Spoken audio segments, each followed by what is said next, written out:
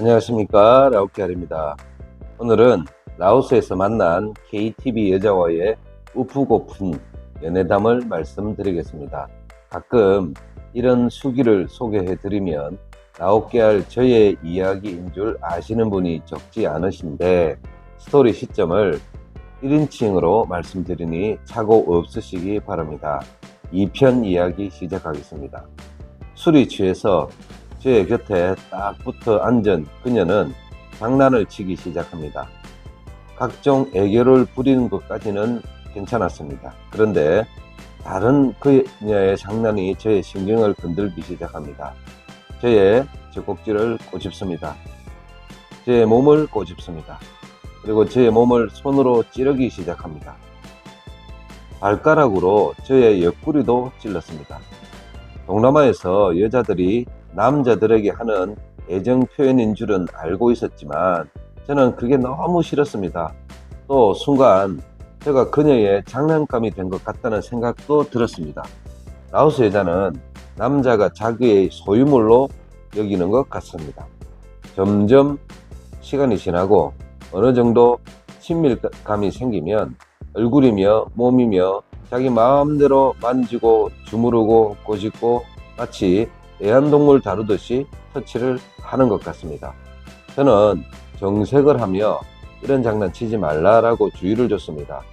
나는 싫다라고 정확히 저의 의사를 표현했습니다. 그러면 한 10분 정도는 잠잠하다가 또다시 장난을 치기 시작합니다. 이런 과정을 몇 번을 반복하며 주의를 주었으나 그녀는 제가 그렇게 싫어하는 짓을 계속합니다. 순간 화가 나더라고요.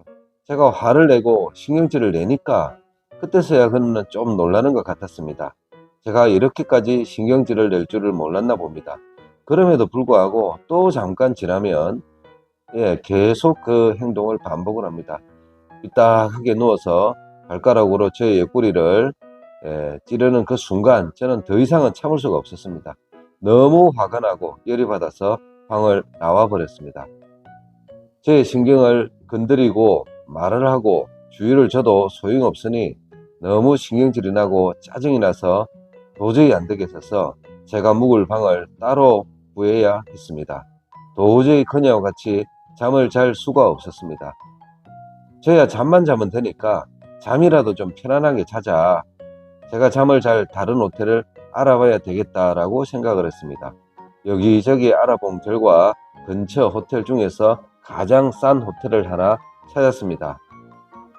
불사 그녀를 호텔 체크인할 때 제가 보증 쳐느라고 저의 여권을 몽탄 호텔에 맡겨 놓았던 것입니다. 그러니 다시 알아본 호텔에서는 잠을 잘 수가 체크인을 할 수가 없었던 것입니다. 할 수 없이 다시 거리를 배회하며 한 30분 정도를 더 돌아다녔습니다.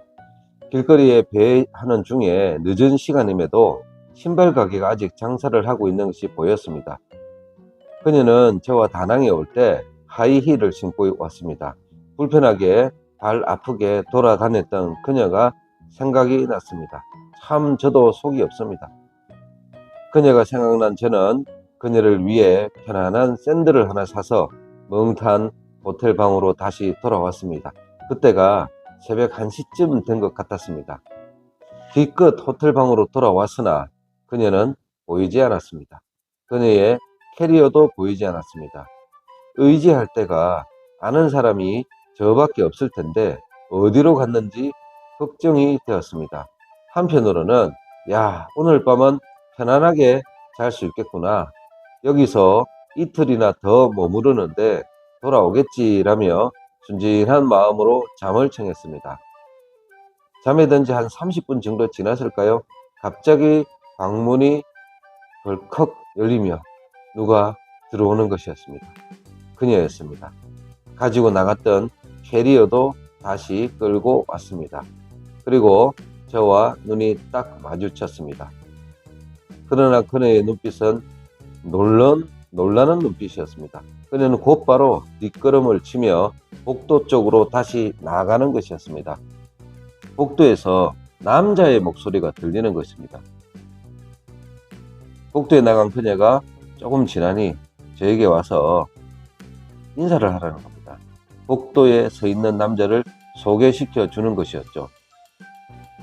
당황한 마음에 침대에서 일어나 복도로 나가보니 잘생겼고 젊은 20대 초반의 베트남 친구가 서 있는 것이었습니다. 하지만 그 베트남 친구는 저를 보자마자 도망가 버렸습니다. 어디 다녀왔냐고 물으니 그녀가 하는 말이 제가 도망간 줄 알았다는 것입니다. 그래서 자기 짐을 싸서 자기도 방을 나갔다가 어린 베트남 남자를 하나 만나서 같이 잠을 자려고 다시 방으로 돌아왔다는 겁니다. 결론은 제가 나간 틈에 그 짧은 순간에 베트남 남자를 하나 꼬셔서 저의 돈으로 결제한 5성급 호텔에 다른 남자와 자려는 계획이었던 것이죠. 정말 황당한 시츄에이션이었습니다. 저는 이때부터 그녀의 하는 행실이 정말 꼴도 보기 싫어졌습니다. 오만정 다 떨어졌습니다. 하지만 3박 4일의 일정 중에 이제 첫 번째 날 밤이었습니다.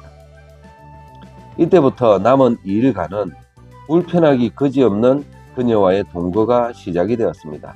그녀가 너무 괘씸했습니다. 다낭까지 해외여행을 시켜줬는데 아무리 직업녀지만 최소한의 의리도 없었던 것입니다. 최소한의 고마움도 없었던 것입니다. 하지만 호텔 예약된 일정은 이틀이나 더 남았고 특히나 제 가방 안에는 끼비며 달러며 현찰이 많이 들어 있었습니다. 다른 생각은 안 나고 이제부터는 이 돈을 지켜야 되겠다는 생각만 들었습니다.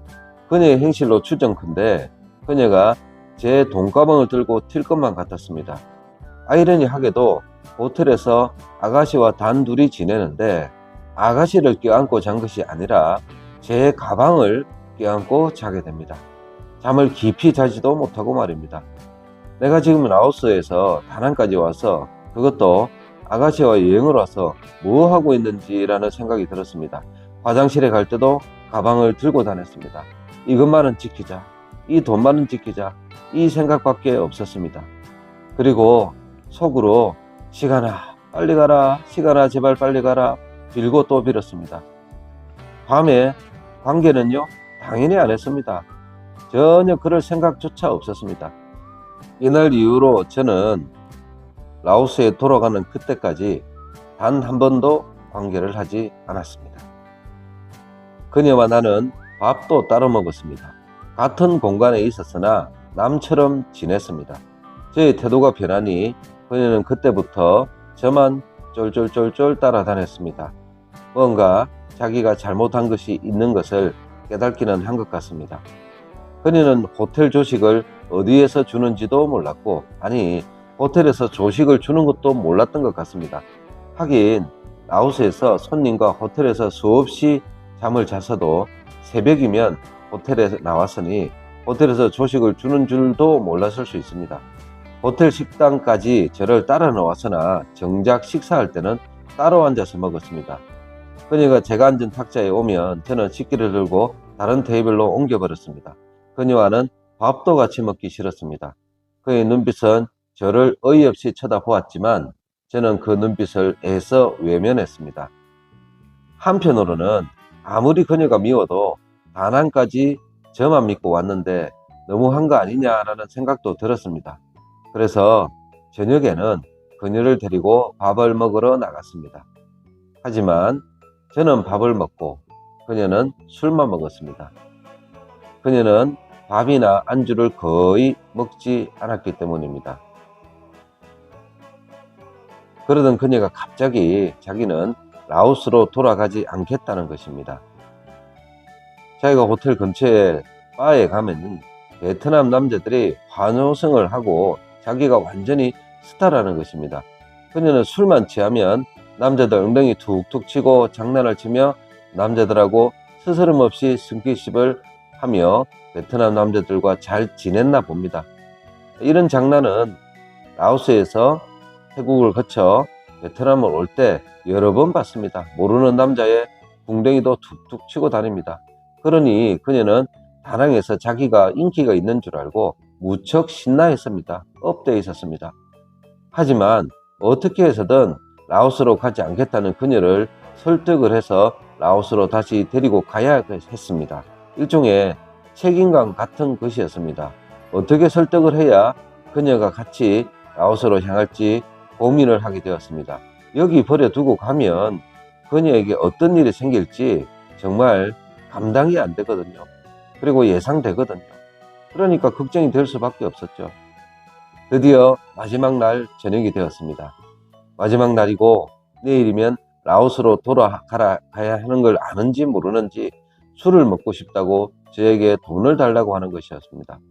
술도 먹고 베트남 남자들에게 조명을 또 받고 싶었나 봅니다. 확인을 하고 싶었나 봅니다.